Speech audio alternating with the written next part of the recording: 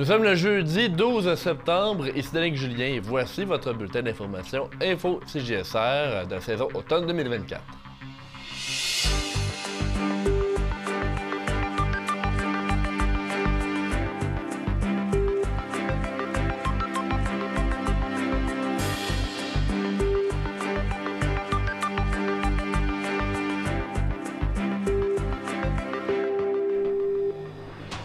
La ville de Donnacona est sous le bistouri, tandis que des travaux importants touchent ses infrastructures d'eau. On en parle avec le maire Jean-Claude Léveillé.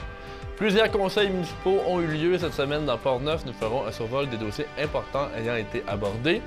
L'événement Fêtons chez nous reviendra pour une deuxième année à Saint-Raymond de Port-Neuf. Et finalement, on discute avec Mathieu Fecteau du nouveau Festival du lin de Saint-Léonard qui aura lieu les 20, 21 et 22 septembre prochains. Bonne émission!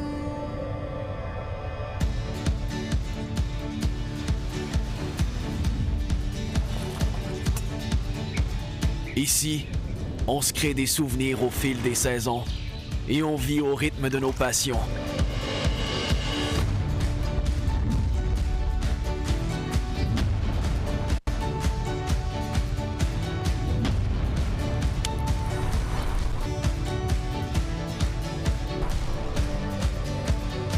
Ici, quand l'aventure nous appelle, on répond.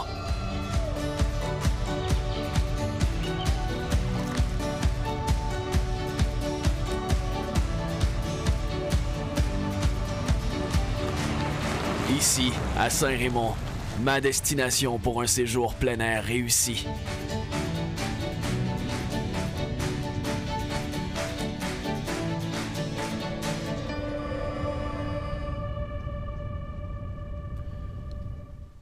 Pour commencer cette émission, nous allons discuter avec le maire de Donnacona, Jean-Claude Léveillé, des infrastructures d'eau, d'une collection qui a été acquise par Donnacona, mais aussi de la caserne de pompiers. Il est venu un peu plus tôt en studio. Voici cette entrevue.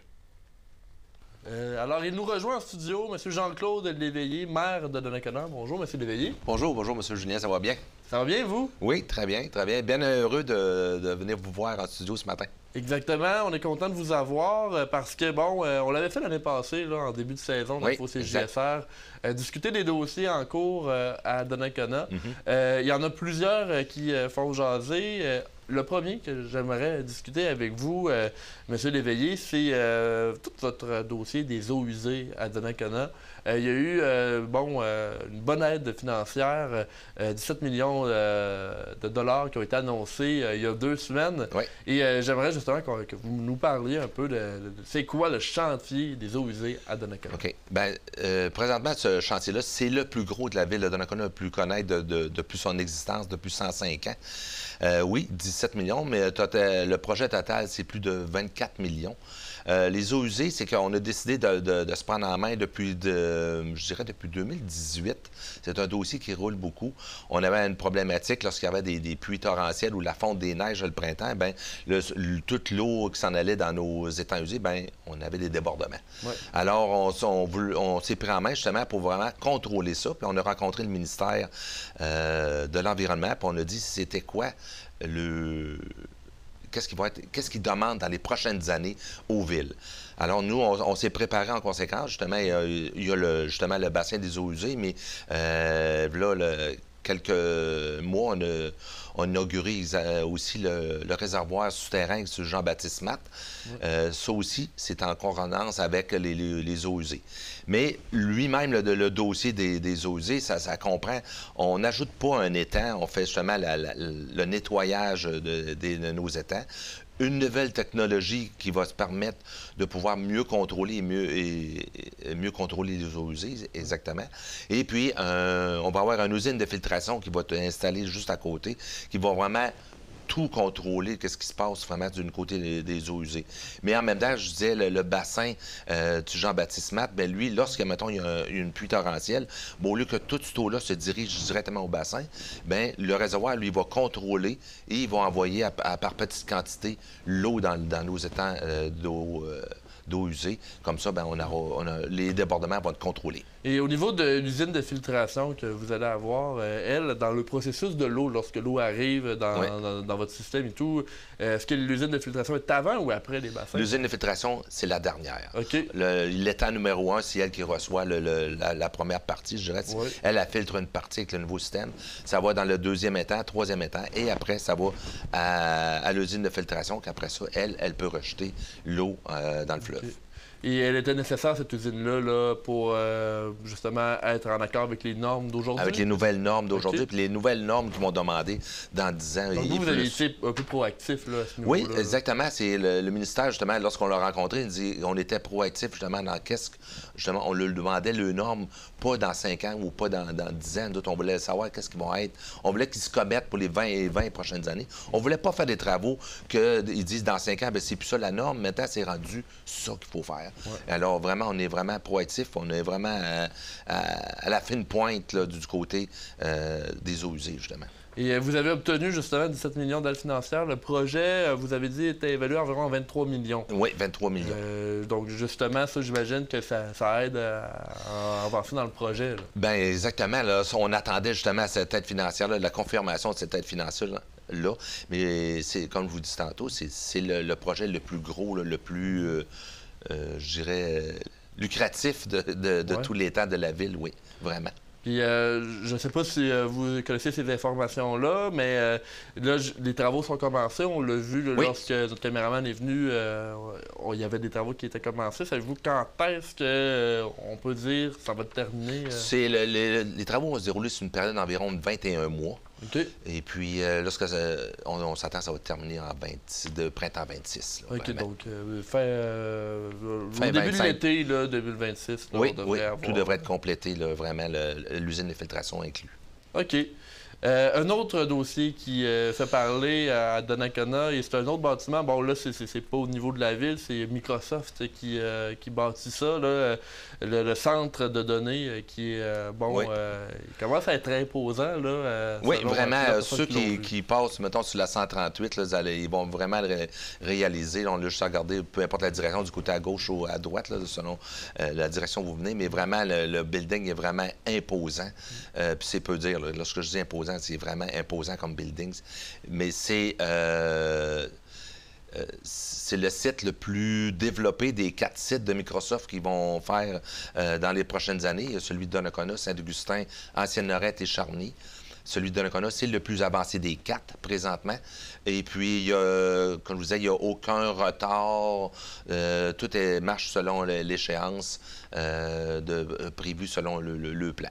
OK, donc à ce niveau-là, ça va bien. Et là, on va retourner un peu, j'ai envie de dire dans l'eau, mais pas tout à fait, là, parce que les pompiers, évidemment, ils travaillent avec cette ressource-là, mais justement, vous avez une nouvelle caserne de pompiers. Et l'année passée, quand on s'était parlé, vous commenciez les travaux, vous aviez dit, bon, environ 14 mois. Finalement, c'est allé plus vite parce que vous m'avez appris juste avant qu'on commence l'entrevue que ça y est, la caserne de pompiers, les pompiers sont dedans, là, en ce moment. Oui, présentement, ils ont déménagé depuis la semaine passée, justement. Ils ont pris possession de la caserne. Vous avez très bien expliqué, c'était 14 mois et on devait prendre normalement possession en novembre prochain. Et puis, on l'a pris justement en août dernier, vraiment possession de la caserne. Tout s'est bien déroulé. C'est sûr que la température était plus clémente cette année, surtout durant l'hiver. Alors, moins de neige, comme ça, ben, les travaux ont pu procéder beaucoup plus rapidement. Oui, on fait la caserne est complétée, nos véhicules sont rendus à l'intérieur. Puis, justement, on a une porte ouverte qui s'en vient le 28 septembre. C'est un samedi. Samedi, le 28 septembre, de 1h à 16h, on fait une porte ouverte pour tous les citoyens de la ville de Donnacona qui veulent bien venir visiter. Puis même ceux même les curieux des autres villes autour, ils peuvent venir voir. Vraiment, on est vraiment à la fine pointe sur beaucoup d'équipements, la technologie pour nos pompiers. Vraiment, on a mis l'accent sur la sécurité de nos pompiers, mais c'est la sécurité des citoyens également. Je sais que ça fait 1 an qu'on en a parlé, mais je pense que vous aviez justement là, un endroit pour la décontamination là, des équipements après les travaux là, des pompiers. Là, Oui, justement, on a un nouvel équipement qui s'est ajouté justement à l'intérieur de la caserne pour la décontamination de nos pompiers. Mais aussi, lorsqu'il y a un feu, les pompiers arrivent sur place, ils ne savent pas ce qu'il y a à l'intérieur. Assez souvent, lorsqu'ils partent de là, bien, avec de la fumée et tout, ils sont contaminés. Et puis oui, l'équipement, il fallait qu'elle soit nettoyé et tout, mais avec cette nouvelle machine-là, ça nettoie vraiment complètement l'uniforme, elle devient pratiquement neuve. Et votre caserne, je crois qu'elle était de 5 portes. 5 portes, oui. Ouais. C'est une norme gouvernementale. Lorsque vous avez un camion, une porte, un camion, une porte, un camion, une porte, c'est ça. Là, de toute façon, on ne peut plus, comme notre ancienne caserne, on ne pouvait pas mettre un camion un à l'arrière de l'autre. C'est plus la norme. Maintenant, la norme, c'est un camion, une porte. Si on a 5 camions, alors c'est 5 portes. Donc, fin septembre, l'invitation est lancée pour la population de Donnacona et des villes, des curieux, oui. pour aller voir ça, la nouvelle caserne. On vous invite tous. Et le dernier dossier que je voulais parler avec vous, M. Léveillé, sur votre site web de la ville de Donnacona, on voyait que vous avez fait l'acquisition d'une collection d'un certain M. Claude Frenette. Pouvez-vous nous parler un peu de cette initiative-là? Oui. Bon, M. Claude Frenette, c'est un collectionneur depuis plusieurs années qui collectionne tout ce qui a un lien avec la ville de Donnacona. Il y a 2 ans, ils nous ont rencontrés, puis il avait mentionné qu'il y avait quelqu'un qui était intéressé avec certains articles de sa collection, mais lui, il ne voulait pas justement la dissoudre en partie, puis il demandait si la ville serait intéressée à faire l'acquisition. OK. Alors, à partir de là, on a eu une discussion quand même sur une certaine bonne période de temps, mais ça a pris environ 2 ans avec, finalement, on a une entente, puis on prenne possession de la collection de M. Frenette. C'est quoi la collection de M. Frenette? Ça regroupe à peu près tout ce qui s'est passé depuis la fondation de la ville de Donnacona, je dirais, que ce soit des grands rassemblements religieux, des rassemblements du côté politique, du rassemblement du côté sportif. On parle pas juste de photos, on parle de films, de feuillets, d'uniformes. En particulier, on a un uniforme il y a déjà eu un club de margerette à Donnacona dans les années 60, club de hockey, des gilets de hockey de l'époque, uniforme d'un militaire qui demeurait à Donnacona, qui a fait la Deuxième Guerre mondiale, qui est dans un cadre. On parle de tout, vraiment de tout. Ça représente quoi, cette collection-là? Même nous, on a de la difficulté à évaluer la quantité. On a une personne qui s'occupe de ça au niveau de la ville, Mme Lynn Gauthier, qui est vraiment très minutieuse, qui classe le tout par catégorie et par année. Il y a du contenu. Là. Il y a du contenu. Là. On parle de plus de 3 500 articles facilement. Moi, personnellement, dans mon bureau, j'ai l'horloge grand-père du grand patron de l'usine Beauwater à l'époque, qui était dans son bureau. Monsieur Frenette, je ne sais pas comment il a fait pour réussir à récupérer cet article-là, mais c'est vraiment des articles vraiment particuliers. On touche à tout. Je parlais tantôt de costume. Le costume des margerettes est intact dans un plastique. L'uniforme du premier policier de Donnacona. Le premier croque-mort, si on pourrait dire même, là, un des premiers prêtres qui est de Donnacona également, tout a été conservé vraiment parfaitement. C'est un joyau, je dirais qu'on pourrait dire. C'est vraiment l'histoire. On peut voir l'histoire de la ville au complet en regardant tous ces articles-là. Dans le futur, bien, c'est sûr qu'on n'a pas récupéré ces articles-là pour les entreposer dans l'hôtel de ville. On regarde la possibilité, dans un avenir rapproché, de faire peut-être l'acquisition d'une bâtisse ou autre pour vraiment exposer. Faire l'exposition. Vraiment faire l'exposition. Il y a une partie qui est déjà bien exposée, c'est à la Maison de la Culture. Quelqu'un, il peut faire un tour, on voit une partie des photos qui sont exposés là. Il y en a autant dans le sous-sol et plus. C'est vraiment, vraiment impressionnant. On parle un livre de paye des années 30 qui était écrit à la main, que même aujourd'hui, on n'ose pas y toucher avec nos propres mains parce qu'on a peur que les pages se déchirent. C'est vraiment impressionnant là, de tout ce qu'il a pu collectionner. C'est vraiment un petit bijou, comme je voulais dire. C'est une petite mine d'or. La caserne d'Alababa, quasiment, pratiquement, qu'il y avait dans sa cave, M. Frenette qui gardait ça. Une autre raison aussi pourquoi on s'est entendu pour l'achat, c'est que M. Frenette avait, comme je vous disais, une quantité énorme de photos et autres.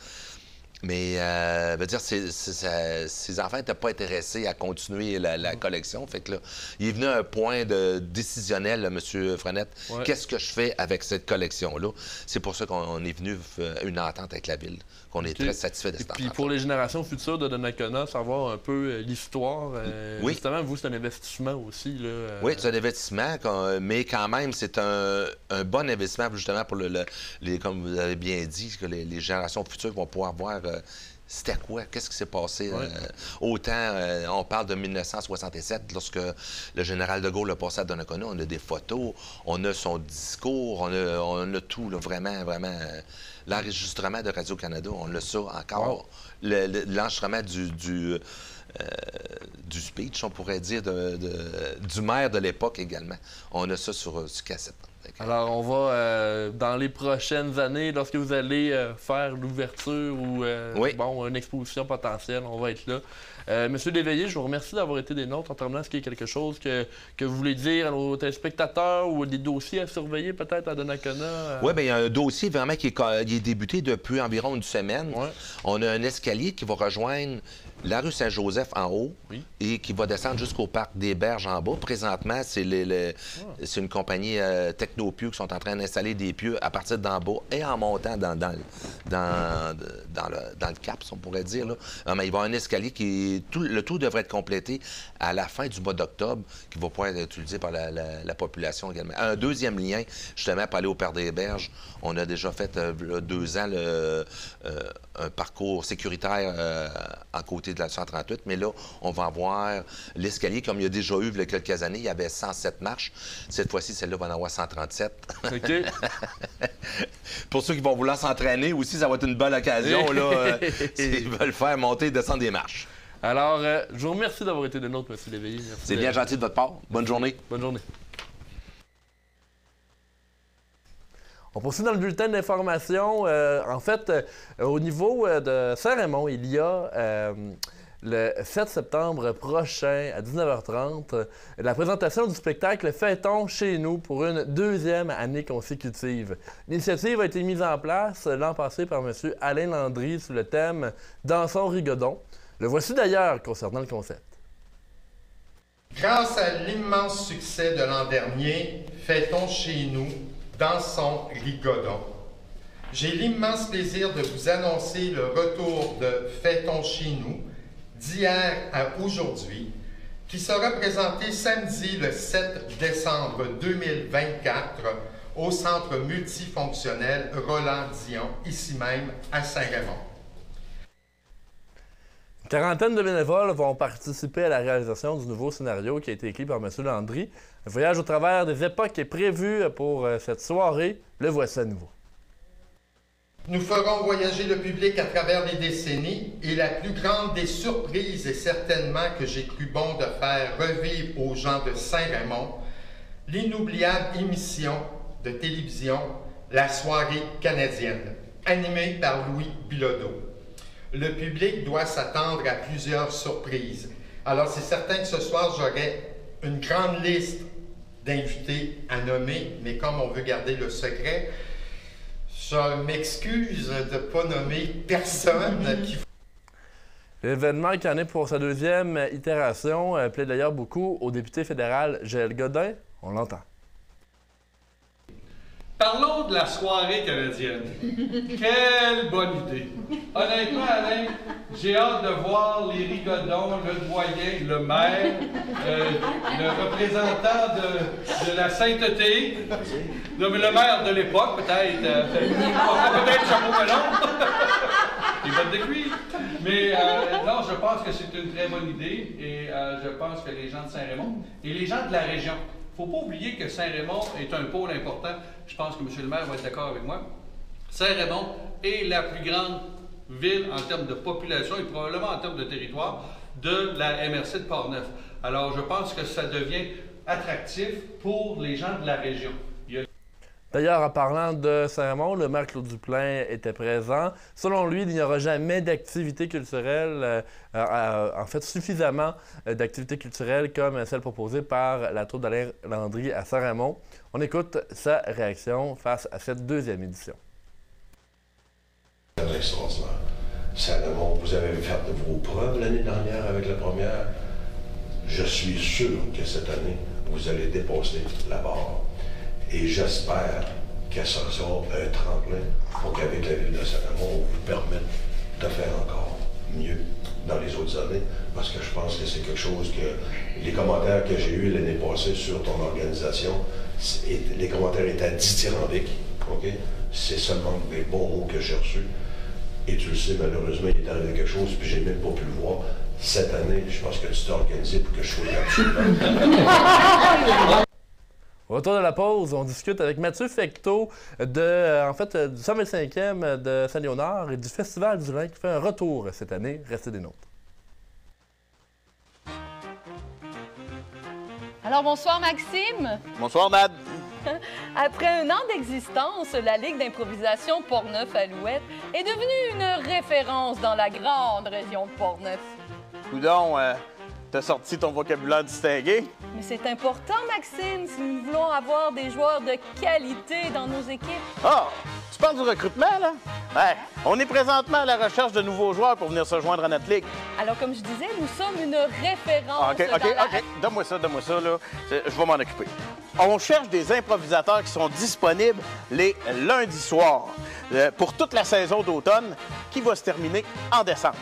Donc, si tu es un joueur expérimenté, tu ne l'as jamais essayé, tu as le goût de t'amuser, viens te joindre à nous. Oui, mais ça va être important de participer aux ateliers qui seront le 9, 16 et 23 septembre prochain au bureau de CJSR, donc à l'adresse 235 rue Saint-Cyril, le bureau 3. Ah! C'est à l'ancienne pharmacie. Voilà. Alors, pour plus d'informations, vous pouvez nous suivre sur notre page Facebook. Merci. Bonne saison. On parle maintenant du 125e de Saint-Léonard avec Mathieu Fecteau, le Festival du Lin qui fait un retour cette année. Bonjour, Absolument, Mathieu. Danick. Salut, Danick, ça va bien? Ça va bien, toi? Oui, ça va super bien. Oui, parlons-en du Festival du Lin. Oui. Ça fait une quinzaine d'années qu'on n'a pas eu ça à Saint-Léonard. Oui. Là, c'est le grand retour. Puis en Ouais. fait, ça tombe en même temps dans un timing bien spécial parce que le Festival du Lin, ça a été créé pour le 75e anniversaire de la ville il y a 50 ans de ça, cette année. OK. Pour le 75e anniversaire de la ville, ils se demandaient quoi faire comme activité. Puis les vieux du village avaient dit on pourrait faire une activité agricole qu'on faisait quand on était jeune. Fait qu'ils avaient décidé de ramener la corvée du lin, planter du lin, puis l'arracher à l'ancienne, puis tout le transformer pour montrer ça à la population. Ça avait été super populaire. Ils avaient décidé de faire le Festival du Lin. Ça a duré, comme tu disais, jusqu'il y a à peu près 10-15 ans où ça avait. Début des années 2000. Oui, il y avait eu la dernière édition. Puis là, nous autres, pour le 125e de Saint-Léonard, on a décidé de le ramener. Et justement, vous le ramenez dans sa forme originale? Oui, bien, en fait, c'était assez audacieux quand même. C'est un festival qui tourne autour d'un savoir-faire textile. Fait que déjà, c'est assez contemporain. Fait qu'on a voulu garder ce volet-là. Puis, dans les dernières éditions du festival aussi, il y avait le soir punk, où c'était beaucoup plus pour les jeunes. Fait qu'on a ramené ça aussi. Puis une soirée un peu plus grand public avec des concerts là, rock classique. Fait qu'on on touche vraiment à cette formule-là. Puis on l'a amené à notre façon, de façon plus contemporaine aussi. Là. Parlons-en justement vendredi. En fait, c'est le 20 septembre. Ouais. La programmation, c'est justement la soirée punk. Soirée punk. On va avoir 4 groupes de musique. En premier, il va avoir Beaten Bush. Après ça, il va avoir, entre parenthèses, il va avoir Pam 92. Ainsi que Exhibition. Fait que c'est tous des groupes de Saint-Raymond, Saint-Léonard, puis un petit peu aux alentours, mais c'est vraiment des groupes du coin ici. Des groupes locaux. Des groupes locaux qui vont plaire beaucoup là, aux jeunes qui aiment le rock, punk rock. Et s'il y a d'autres choses pour le vendredi ou ensuite on se dirige directement pour On se dirige samedi? vers le samedi après? OK. Et quand est-ce que commence Le samedi, on s'associe avec la route Art et Saveurs qu'il y a dans Port-Neuf. Fait qu'il y a toutes sortes de points où les gens peuvent aller voir différents artisans, différents artistes. Et puis nous, on en est un à Saint-Léonard. Fait qu'on sur place à partir de 10h jusqu'à 16h, il va y avoir toute la journée des démonstrations de transformation du lin à l'ancienne. En plus de ça, il va y avoir de la musique traditionnelle. Fait qu'il va y avoir de la musique live, des gens qui vont jouer de la musique. Il va y avoir de l'animation pour enfants. Il va y avoir des jeux pour enfants, des jeux gonflables. Il va y avoir de la nourriture. Il va y avoir 2 petites prestations de la pièce de théâtre qu'il y avait eu à Saint-Léonard aussi. Oui. Et puis, donc, il va en avoir vraiment pour tous les goûts. Des visites guidées, puis on va avoir 4 artisans qui vont faire des démonstrations tout au long de la journée, puis des petits moments aussi focus où ils vont pouvoir aller un peu plus loin dans leur pratique, puis expliquer vraiment ce qu'ils font. Et Mathieu, il y a des spectacles de musique, tu en as parlé aussi tout à l'heure. Oui, puis on a un spécial aussi, 5 à 7, le Oui. samedi. On a la troupe d'improvisation de Saint-Raymond ici, l'IPA, qui va faire un spectacle bien spécial. Puis j'ai entendu dire qu'il y avait un certain Danick même qui allait être présent, puis peut-être qu'il va jouer. Ah, ben, je le connais un peu, là. Il m'a dit que oui, il serait là dans Saint-Léonard parce qu'il est natif lui-même. Ben oui, de absolument. Saint-Léonard de Portneuf. Absolument. Oui, ben pas c'est parler ça, sentiments. la troupe qui sera là en 5 à 7. Formule 5 à 7. Ensuite, là... Après ça, on continue la soirée avec un concert plus rock classique. 2 groupes de musique qui va avoir Juste un peu de soleil, qui a joué au Festival du Vin à l'époque, qui est très connu ici à Saint-Raymond. C'est des personnes qui ont une bonne expérience de vie et puis qui ont fait beaucoup de concerts, fait qu'ils viennent nous faire un spectacle. Puis l'autre groupe, c'est Les Vieux de la Vieille, qui eux autres font un country rock, là, un peu dans CCR, dans cette ambiance-là. Là, donc, ils sont beaucoup sur scène, clavier. C'est vraiment un super bon groupe, là. Fait qu'on s'attend à un très, très bon concert. Puis pour la programmation dimanche, ça ressemble à quoi? Dimanche, on revient avec la formule, les démonstrations dans toute la journée. Animation pour enfants, les jeux gonflables, il y en a pour toutes les... Avec une vraie fête familiale. Oui, vraiment, tout le monde est le bienvenu. C'est ça, c'est un savoir-faire textile, mais c'est pas juste pour les amateurs de métiers d'art là, qui sont très connaisseurs là, des fibres et compagnie. C'est vraiment le grand public. Les gens viennent voir ça, puis c'est super le fun à regarder, là, comment on fait pour extraire la graine de lin pour pouvoir la replanter l'année d'après. D'où ça vient, la fibre de lin. Puis on explique tout ça, puis tout le monde tripe. Les enfants ils sont super intéressés par ça. On leur fait essayer, puis on leur fait sortir la petite graine de lin, puis on montre comment on fait pour filer ça. C'est super accessible, dans le fond, là. Et justement, si vous avez des tarifs, vous êtes formule gratuite? C'est gratuit toute la fin de semaine. On vend de la nourriture sur place, donc nous, ça nous permet peut-être de ramasser un peu de fonds pour possiblement revenir l'année prochaine. Ça serait notre but, on aimerait ça. Donc, il va y avoir de la nourriture sur place, des breuvages, de la bière aussi en soirée. Ceux qui veulent venir souper aussi pendant la game d'impro, là, je pense que ça serait un bon timing, manger un hot dog, une petite patate en fleurs. On fait retour des patates en fleurs aussi, qui est un classique du Festival du Lin, là, donc on ramène tout ça. Pour faire un événement comme ça, c'est important d'avoir des bénévoles. Oui. Et là, je pense que vous êtes en campagne de recherche. Oui, parce que là, on veut pas brûler notre monde, puis c'est sur toute une fin de semaine. Fait que nous, on a décidé de diviser ça en chiffres de 3 heures. Fait que c'est vraiment juste vous donner un petit coup de main. Les démonstrations de lin, là, je pourrais vous l'expliquer en 3 minutes, puis vous seriez capable de faire votre étape à vous. Donc, on est à la recherche pour le montage du site, pour les services de bouffe de bar, le démontage du site. On est à la recherche de gens aussi, justement, pour les démonstrations. Fait qu'on a plein de postes à combler, à peu près une 50aine de postes. Fait que, lâchez-nous un petit coup de fil. Vous allez trouver les informations sur Facebook, la page Saint-Léonard Festif. Vous allez voir, là, on a fait un petit appel aux bénévoles. Fait qu'on cherche du monde, puis plus on va être, puis plus ça va être le fun. La suite des choses pour le 125e... Et ça, c'est déjà notre 8e activité. Là. On a eu une programmation assez bien remplie là, toute l'année. Et puis, là, il nous reste encore l'Halloween au village. Un show de fin d'année aussi qu'on va faire, donc pour le 31.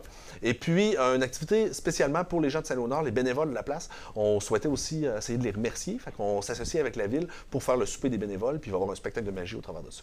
Et justement, comme tu l'as dit, toute la dynamisme que le 125e va apporter à Saint-Léonard, vous allez tenter dans les années suivantes. On aimerait ça. C'était vraiment le but du projet du 125e, Ouais. c'était de créer une espèce d'engouement, puis d'essayer que les gens se voient plus, les gens discutent, puis de créer des activités culturelles. Ben, culturelles larges, là. Ça peut être, on va peut-être faire des activités sportives aussi au travers de ça.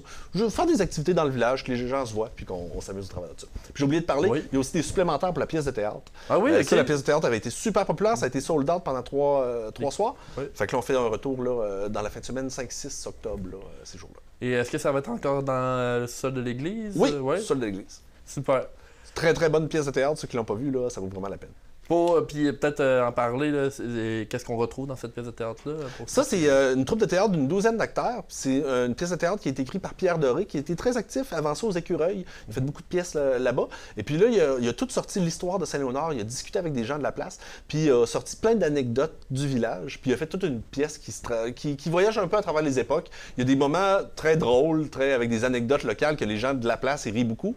Puis il y a plein de... Les gens de n'importe où aussi peuvent apprécier le spectacle. Là. Puis il y a des moments qui sont très touchants aussi, franchement, là, des beaux moments au travers de la pièce. Monsieur Fecteau, merci beaucoup d'être venu nous parler. Merci L'invitation est lancée pour le Festival du Lin 20, 21 et 22 septembre. On vous attend en grand nombre. Super. Merci beaucoup, Mathieu. On poursuit dans le bulletin d'information.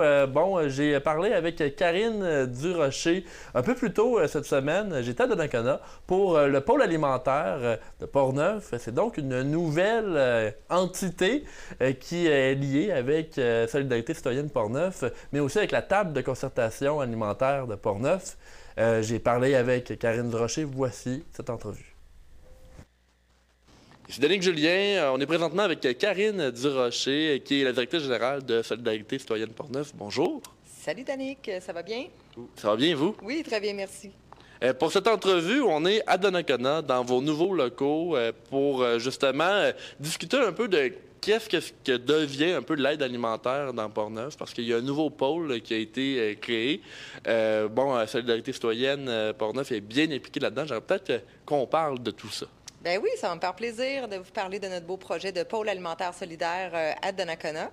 Alors, où est-ce qu'on est présentement? C'est un projet qui est assez embryonnaire parce qu'il y a des travaux qui s'en viennent. On est encore à la recherche de personnes pour nous aider avec ces travaux-là. Donc, si jamais parmi vous, parmi les gens qui écoutent, là, il y en a qui sont intéressés à se missionner.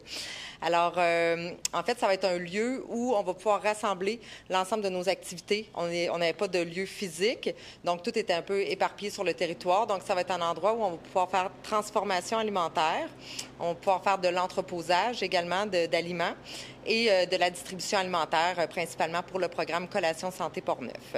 Et il y aura des bureaux également là, ici sur place à Donnacona.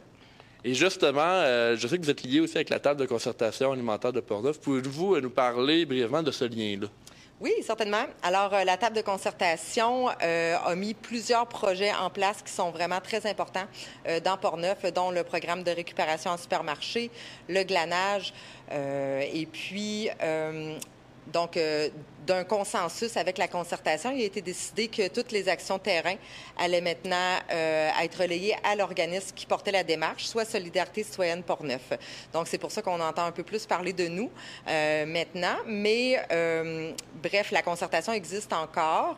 Il y aura justement la 7e journée en sécurité alimentaire qui aura lieu le 24 octobre là, à Cap-Santé. Donc, s'il y en a qui sont intéressés, là, peut-être nous contacter. Là, ça va nous faire plaisir de vous envoyer l'invitation. C'est ouvert et gratuit à tous. Et puis, il y aura conférenciers sur le bien-être en sécurité alimentaire. Donc, tu sais, les différentes dimensions, les 5 dimensions du bien-être en sécurité alimentaire.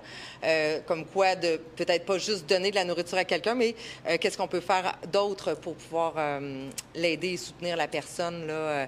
Et puis, il va y avoir différentes activités d'inspiration aussi pour augmenter la transformation alimentaire sur le territoire parce que Portneuf, on est un peu le garde-manger de la capitale nationale. Et puis, souvent, durant la période estivale, on est dans une très grande abondance et puis on est face à un enjeu de transformation rapide. On reçoit énormément de tomates. Bien, c'est des choses qu'on ne peut pas nécessairement stocker, donc il faut que ça soit transformé rapidement. Puis, durant l'été, où est-ce qu'il y a cette abondance-là, étonnamment, il y a beaucoup d'organismes qui sont un peu au ralenti et qui ont moins de personnel. Donc, pour nous, c'est un grand enjeu parce qu'on aimerait que cette nourriture-là puisse être transformée et qu'elle puisse rester dans la région. Donc, on va utiliser la journée en sécurité alimentaire pour se donner des idées, tout le monde ensemble, là, de qu'est-ce qu'on peut faire pour augmenter la transformation sur le territoire. Ce que je comprends avec la création du pôle, la sécurité alimentaire dans Portneuf se solidifie un peu. Là. Oui. Exactement, exactement. On voulait vraiment avoir un lieu central pour pouvoir tout mettre notre matériel, que ce soit pour le glanage ou le programme de récupération en supermarché ou collation santé Portneuf. Alors, ça veut vraiment un lieu central. On a choisi Donnacona parce qu'on sait que les besoins sont très grands à Donnacona. Puis, qu'est-ce qui est intéressant, c'est que il y a quand même beaucoup de nouveaux arrivants. Fait que ça nous permet de pouvoir être en contact aussi avec des personnes qui viennent d'arriver sur le territoire. L'idée, c'est vraiment de les inclure rapidement aux différentes activités qui ont lieu. On sait que les organismes sont très actifs, là. Fait que l'idée, c'est que personne ne soit laissé derrière, là, puis qu'on puisse vraiment regrouper tout ce beau monde-là ensemble. Karine Durocher, je vous remercie. Je prends peut-être un petit 10 secondes pour dire que CJSR va travailler avec vous là, prochainement pour un reportage pour faire peut-être un bon résumé de vos activités. Oui, exact. Ça va nous faire plaisir. Merci. Merci de votre temps. Merci beaucoup. Le Saint-Raymond a eu lieu ce lundi 9 septembre. Les membres du conseil en ont rapidement profité pour féliciter et remercier les organisateurs du raid Bras du Nord qui ont complété, à la fin du mois d'août, leur 20e édition. Le président du raid, Dominique Drolet, était présent, ainsi qu'une bonne partie de son équipe. Le voici qui a pris la parole lors du conseil municipal. Les 20 ans, ça a été super. Le nouveau parc, le nouvel emplacement, c'est sûr, ça a été beaucoup plus d'ouvrage pour les circuits de vélo, la gestion du site, mais finalement, ça a donné tout qu'un beau show, on va se le dire. On a eu 800 coureurs juste pour le samedi, un 160 le défi entreprise, puis le dimanche, 245 coureurs. Petit coureur. Oui. Oh oui, en plus des petits. Oui, c'est ça. Terriens ont autorisé gratuitement le passage du raid Bras du Nord cette année sur leur terrain. Les profits amassés par l'organisation ont été distribués un peu partout dans la région. D'ailleurs, les écoles primaires de Portneuf ont ou vont recevoir des vélos trotteurs grâce au raid Bras du Nord et à Promutuelle Assurance. Des vélos trotteurs, ce sont des petits vélos qui n'ont pas de pédale. C'est bien pour apprendre aux jeunes à faire justement du vélo. En plus de ça, le raid a remis 10 000 $ au Fonds d'accessibilité au sport et loisirs de Saint-Raymond. Un peu plus tard, dans le même conseil municipal, le maire Claude Duplain a rappelé les développements à venir pour le parc Promutuelle. À terme, le parc sera équipé de terrains de tennis, d'une aire de pump track, de terrains de pickleball et j'en passe. Le bâtiment d'accueil est d'ailleurs prévu pour une construction cet automne. Voici M. Duplain à propos de la patinoire qui sera installée. Une patinoire couverte. Patinoire qui devrait être possiblement réfrigérée pour pouvoir s'en servir plus longtemps. Vous savez, à l'aréna est tellement comble en frais de programmation qu'on a de la misère à avoir du temps de patinage libre pour les citoyens. Mais cette patinoire-là, en haut, va permettre, là, en plus de servir à des organisations, de pouvoir faire plus d'heures de patinage libre pour les gens. Dans le but d'aider à la circulation, la Ville de Saint-Raymond a adopté de nouveaux règlements sur la rue Saint-Michel et le pont Tessier. La circulation reviendra à double sens. Voici les explications du maire, Claude Duplain. Le pont Tessier est à sens unique et que la fin de semaine, c'est ça, le pont Tessier. Je pense que j'avais dit ça le pont Tessier est à sens unique et la fin de semaine, on le met à l'autre sens unique maintenant. À partir du moment où ce règlement-là va être approuvé, le pont Tessier va redevenir comme il a toujours été quand on était jeune, c'est-à-dire que dans les deux sens. C'est-à-dire que nous allons faire une nouvelle signalisation. Quand les gens voudront traverser le pont Tessier, bien, ça sera justement d'être en bon conducteur. Vous arrivez, vous voyez qu'il y a un char, qu'il y a une auto qui est en train de s'engager sur le pont. Vous devez attendre qu'il passe pour ensuite prendre le pont. On pense qu'on va réussir à dégager un peu plus le pont, la rue Saint-Jacques avec le pont Chalifou et ça va donner un aide.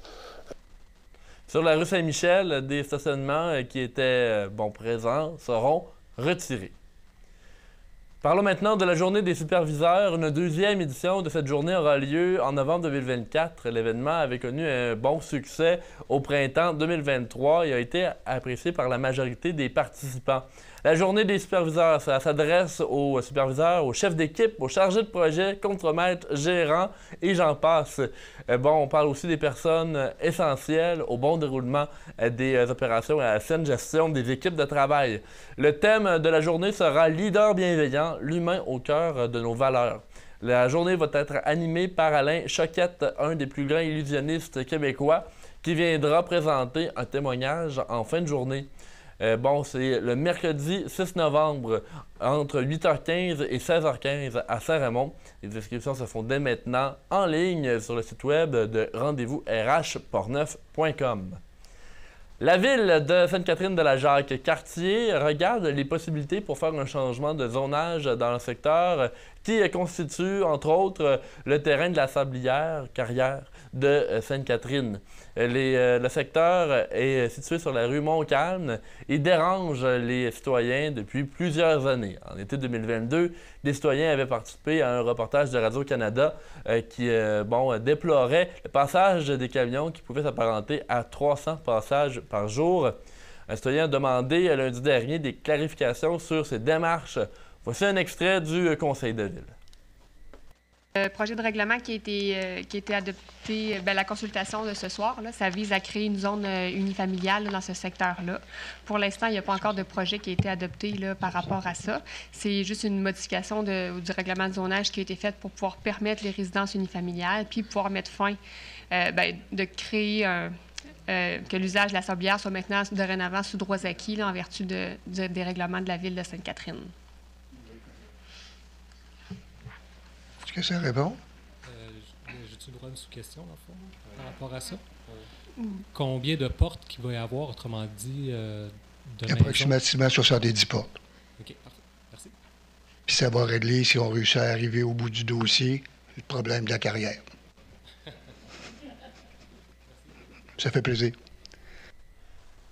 Au retour de la pause, on parle du festival Au Pain qui a eu lieu en fin de semaine à Saint-Léonard de Portneuf.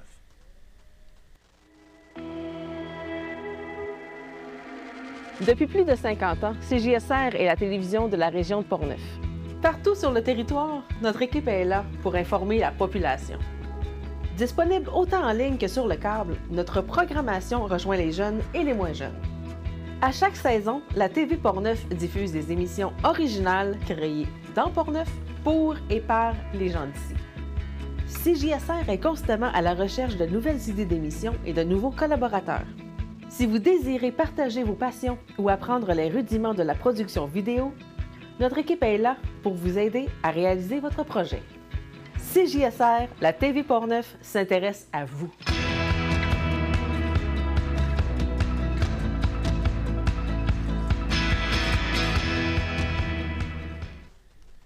Le festival Au Pain du camp de vacances Lac-Simon a eu lieu les 6 et 7 septembre dernier à Saint-Léonard de Portneuf. Cette édition a été qualifiée d'un véritable succès au dire de l'organisatrice Sylvie-Anne Charnon-Cornell.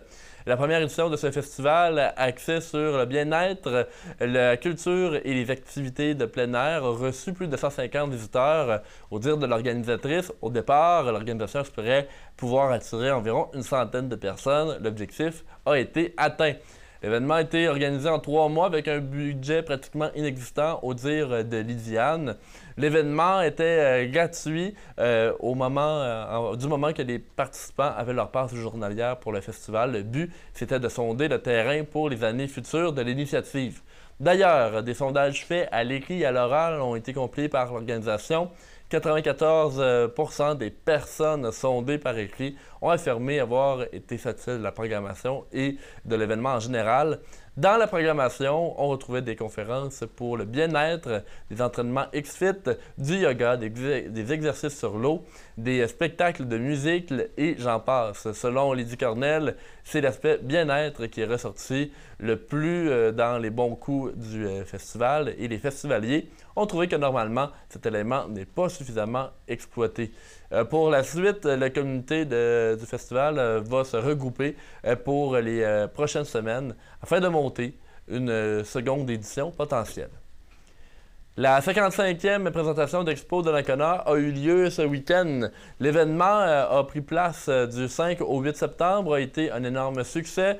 Bon, la pluie a pu freiner certains curieux. Cependant, l'événement a accueilli une importante foule. Selon ce qu'on peut lire dans le courrier de Portneuf, les spectacles ont été très forts, que ce soit l'hommage à Céline Dion, de la chanteuse Catherine Pearson, de l'hommage au bébé de Ludovic Bourgeois ou encore l'humour de Jean-Marc Parent le samedi soir. La foule a été un vrai record pour vendredi, le chapiteau qui a été très achalandé. Sur le site des manèges, tout débordait, plusieurs jeunes étaient présents. Il n'y a pas eu justement là, de tickets d'entrée pour les visiteurs. Il est donc difficile de savoir avec précision le nombre de personnes qui se sont présentées, mais l'organisation estime 1 millier, toujours selon ce qu'on peut lire dans le courrier de Portneuf. Parlons maintenant de la Maison Plamondon. Elle a été bien active cet été alors que l'exposition Le Legs a été présentée durant la saison pour les visites libres. Et également, du 12 au 17 août, il y avait la semaine d'activité de la Maison Plamondon et l'atelier d'écriture. Pour parler de ça, j'ai invité en studio la directrice générale de la Maison Plamondon, Gabrielle Piché. Voici cette entrevue. La Maison Plamondon était bien active cet été. Il y a eu l'exposition Le Legs qui a été présentée durant la saison lors de visites libres. Également, il y a eu lors de la semaine du 12 au 17 août la semaine d'activité de la Maison Plamondon. Pour parler de tout ça, j'ai avec moi la directrice générale, Gabrielle Piché. Bonjour. Salut, Danick. Salut Gabrielle, on va se tutoyer pour l'entrevue comme on se connaît bien. Gabrielle, ça a été ton premier été en tant que directrice générale de la Maison Plamondon. Oui. Ça s'est bien passé là, en général? Oui, ça s'est bien passé de pouvoir aller à la rencontre des gens qui venaient nous visiter aussi, d'avoir leur point de vue, leur ressenti par rapport à la maison, parce que beaucoup avaient de magnifiques souvenirs à partager de l'époque d'Augustine. Donc, moi, ça faisait partie là, de mon expérience estivale cette année, d'aller à la rencontre des visiteurs de la maison. Et justement, il y a eu beaucoup d'opportunités pour être à la rencontre de ces personnes-là. Vous aviez une exposition cette année, Le Legs. On en avait parlé au début de la saison, toi et moi. Peut-être un petit récapitulatif sur qu'est-ce que c'était Le Legs. Et je pense qu'il est encore possible là, d'aller la voir encore un peu. Là. Oui, c'est encore possible jusqu'à la fin septembre. Les gens peuvent venir à la maison visiter Le Legs, qui est en fait une exposition qui allie art visuel et littérature autochtone. En fait, sur les périples d'un jeune garçon, sur ses visions. Donc, chaque panneau de l'exposition est un récit, une vision du jeune garçon, avec lequel on peut prendre connaissance des différentes valeurs des Premières Nations. Bref, une exposition super intéressante qui vaut le détour encore. Et Gabrielle, au niveau de la semaine d'écriture, du atelier d'écriture, c'était avec Catherine Major, l'artiste invitée cette année. J'imagine que, pour les visiteurs, il y en a eu beaucoup. J'ai même, moi, eu la chance de venir à une de ces soirées-là. Et est-ce que, ton équipe et toi êtes satisfaits de cette activité-là? Entièrement satisfait, en fait. Le public était au rendez-vous, encore une fois, cette année. C'est sûr qu'on devait commencer la semaine avec le fameux Check Engine, qui est notre levée de fonds annuel. Mais là, il y a eu des billes, la tempête, la ville s'est remplie d'eau. Alors, cette activité-là, tout simplement, a été reportée. Mais par ailleurs, cette année, pendant la semaine d'événements, que ce soit le Jam Annick, qui est organisé en collaboration avec l'École de musique de Niarcan et son directeur, Nicolas Métivier, ça a été un franc succès.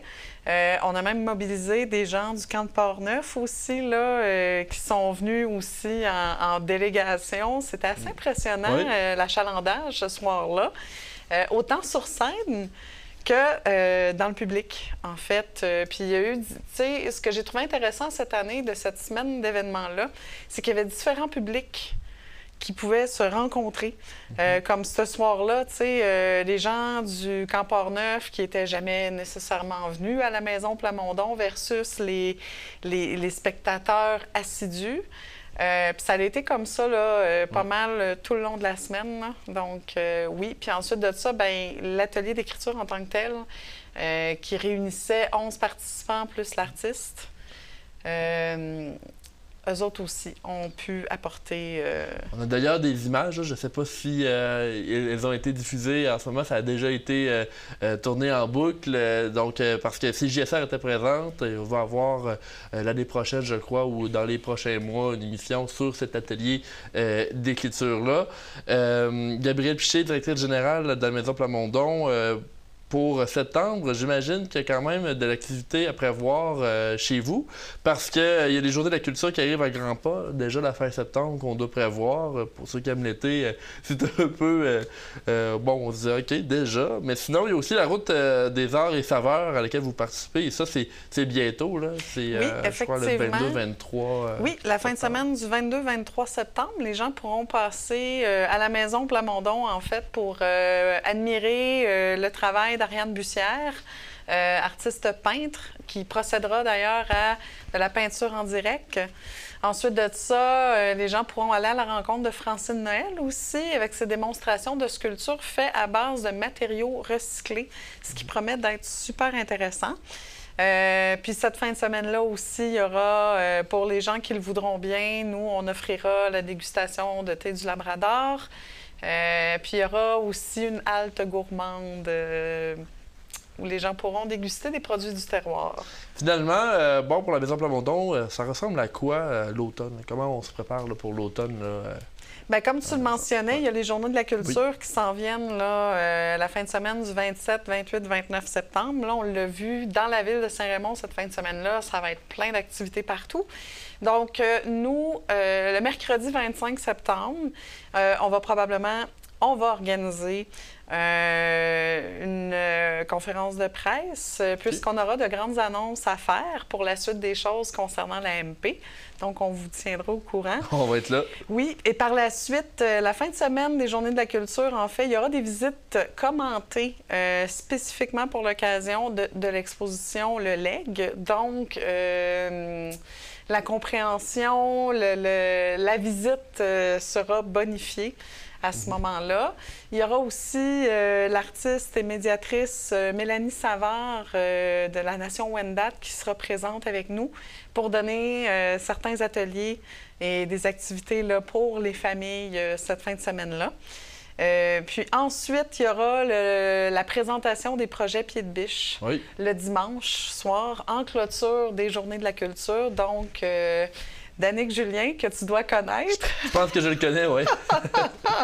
Ainsi que Louzika Mingui vont venir représenter le cheminement que tu as fait, que Louzika a fait durant l'été par rapport à vos projets respectifs pour Pied de Biche. Donc, toi, c'était avec la musique. Oui. Et Louzika, elle, c'est au niveau du film. Donc, les gens pourront à ce moment-là entendre un extrait ou voir la bande-annonce du film de Louzika, qui, par ailleurs, je pense que je peux le dire, là, sera présenté aussi au cinéma Alouette. Alors, beaucoup d'activités qui arrivent à la Maison Plamondon, et là, on parle juste de septembre. On va être là le 25 septembre pour davantage d'annonces. Gabrielle Piché, directrice générale, merci beaucoup d'avoir été là. Ça fait plaisir, Danick. Parlons de Lac-Sergent. Plus de 70 enfants ont passé une bonne partie de leur été au Lac-Sergent pour le club de canotage et apprendre les rudiments de canoë-kayak. Plus de la moitié d'entre eux ont également participé à plusieurs compétitions dans la province et même en Ontario. Geneviève Gagné, la capitaine du club de canoë-kayak de Lac-Sergent 2024, dit que l'année 2024 marque un tournant pour la fréquentation du club. Elle nous dit justement là, que beaucoup de relève s'est manifesté dans les dernières semaines, dans les derniers mois. Elle cumule plus de 8 ans d'implication au sein du club de canotage et s'est dit heureuse de voir que le sport est autant en santé auprès des jeunes. La majorité des canoïstes et kayakistes du club proviennent de Lac-Sergent et de Saint-Raymond. Plusieurs d'entre eux sont aussi natifs de Québec puisque beaucoup de saisonniers résident à la proximité du lac lors de la saison estivale.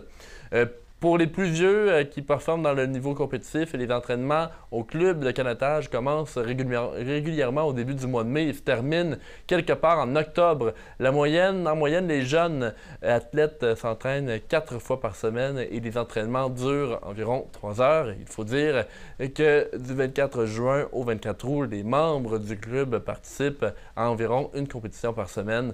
Le tout diminue après les championnats canadiens. D'ailleurs, parlons-en des championnats. Plusieurs championnats majeurs ont lieu chaque année dans le monde de ce sport.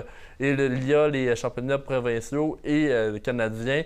Cette année, les athlètes qui étaient sous la charge de Geneviève Gagné se sont bien démarqués au niveau du Québec.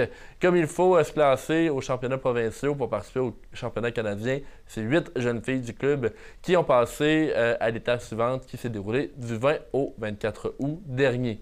L'équipe d'entraîneurs de canoë-kayak est liée au camp de jour de Lac-Sergent. Les jeunes ont accès aux animateurs et moniteurs du club, mais aussi on retrouve un coach en chef, un assistant coach et 5 entraîneurs là, pour toute l'équipe qui montre aux jeunes le canot-kayak.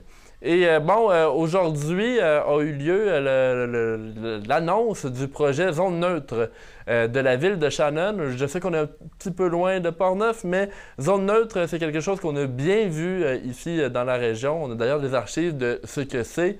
La Sûreté du Québec installe un peu partout dans les villes du Québec une zone où les échanges peuvent être faits facilement. Et justement, il s'agit d'une zone prédéterminée près du poste de police généralement. C'est toujours sous enregistrement vidéo, en continu 24 heures sur 24, 7 jours sur 7. Lorsqu'un vendeur ou un acheteur qui ont conclu une transaction en ligne veulent se rejoindre, parfois la zone neutre, c'est la bonne solution pour s'assurer que tout soit sécuritaire et ou encore quand des parents séparés veulent échanger la garde de leurs enfants. Bien que l'endroit ne soit pas sous surveillance policière en tout temps, la présence des caméras permet néanmoins de revenir sur des événements survenus au besoin. Les enregistrements vidéo sont toujours conservés sur une période de 30 jours. Et la prochaine zone neutre est un peu plus proche d'ici. C'est à Sainte-Catherine-de-la-Jacques-Cartier qu'elle sera annoncée la semaine prochaine. Nous vous en reparlerons à ce moment. Les policiers de la MRC de Portneuf ont procédé à 3 arrestations pour conduite avec les capacités affaiblies par l'alcool ou la drogue les 6 et 7 septembre dernier. On commence le 6 septembre. Un homme de 69 ans de Champlain a été aperçu circulant à grande vitesse sur l'autoroute 40 en direction ouest. Il a perdu le contrôle de sa voiture et a effectué une sortie de route près du kilomètre 270, donc dans le secteur de Cap-Santé. L'intervention policière a permis d'établir que l'homme conduisait malgré un taux d'alcool supérieur à la limite permise par la loi. Le 7 septembre, les policiers ont procédé à l'arrestation d'un homme de 45 ans de Sainte-Catherine-de-Halte et cette arrestation a eu lieu à Saint-Raymond. Encore une fois, avec les capacités affaiblies par l'alcool ou la drogue, l'éthylomètre a démontré qu'il conduisait malgré un taux dans le sang 2 fois supérieur permis par la loi. Et finalement, plus tard, dans la même journée, les agents sont intervenus sur les lieux d'une collision qui est arrivée à Saint-Basile, sur le Grand Rang. Une femme de 63 ans blessée a fait face à des accusations de conduite avec les capacités affaiblies par l'alcool et pourrait également s'exposer à d'autres accusations de conduite dangereuse. Des prélèvements sanguins ont été recueillis et soumis pour l'analyse. Les passagers du second véhicule, 2 hommes dans la trentaine, ont subi des blessures mineures. Alors, on parle du bingo de CJSR pour terminer. Le bingo qui va se poursuivre justement le 15 septembre prochain. Je vous rappelle que cette saison, le bingo aura de nouveaux animateurs et c'est toujours les dimanches soirs à compter de 18h. Vous pouvez vous procurer vos cartes auprès de nos nombreux dépositaires. On vous parle rapidement de la Ligue d'improvisation Portneuf-Alouette. Les émissions de la nouvelle saison seront diffusées à partir du début du mois d'octobre parce qu'il faut dire que la Ligue va reprendre du service le 30 septembre prochain au cinéma Alouette de Saint-Raymond. 4 équipes seront formées cette année, donc c'est une équipe de plus que ce qui a été fait dans la première année d'existence de cette ligue. Et justement, vous allez pouvoir, pendant une durée de 11 matchs, aller au cinéma Alouette à 19h tous les lundis soirs pour le voir. Et ensuite, la semaine suivante d'un match, c'est rediffusé dans la programmation habituelle de CJSR. C'est donc ce qui complète Info CJSR pour cette semaine.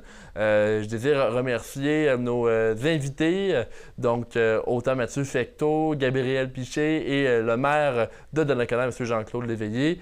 Merci également à Arthur Bordelot, à Tony Vézina, à Luc Robitaille pour leur aide à la technique. La semaine prochaine, on vous réserve justement un reportage sur la zone neutre de Sainte-Catherine de la Jacques-Cartier. Je m'appelle Danick Julien et je vous souhaite de passer une agréable soirée.